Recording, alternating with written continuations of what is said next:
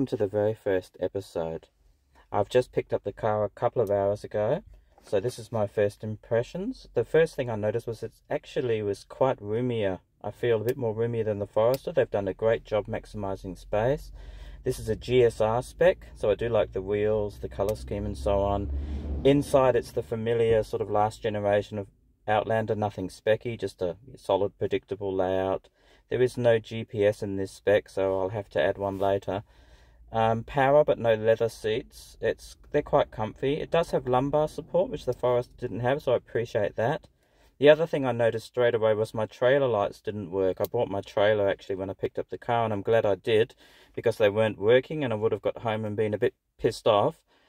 So they had to take it back inside the workshop. They had to do some rewiring, and that's all working now. The only thing is the reversing chime comes on when I reverse. Very annoying. I have to disable it manually, but I'm sure I can work out a fix for that. Other than that, I'm pretty impressed by the car. I did notice there was a warning on the dash saying fresh fuel needs to be put in, otherwise it can't use the battery.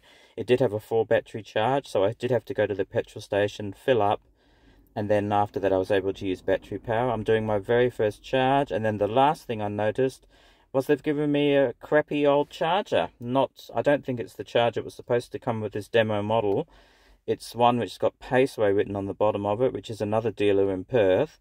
So I'm going to have to go back to the dealer and complain to them and see if I can get the proper charger for it. It does work, but it was a bit dodgy. I had to fiddle around with the wires to get it to work.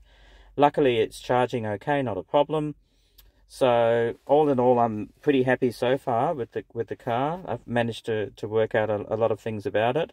I'm doing my first long trip tomorrow, towing 400 kilometers. Be interesting to see what sort of fuel economy I get. But other than that, we'll see you soon.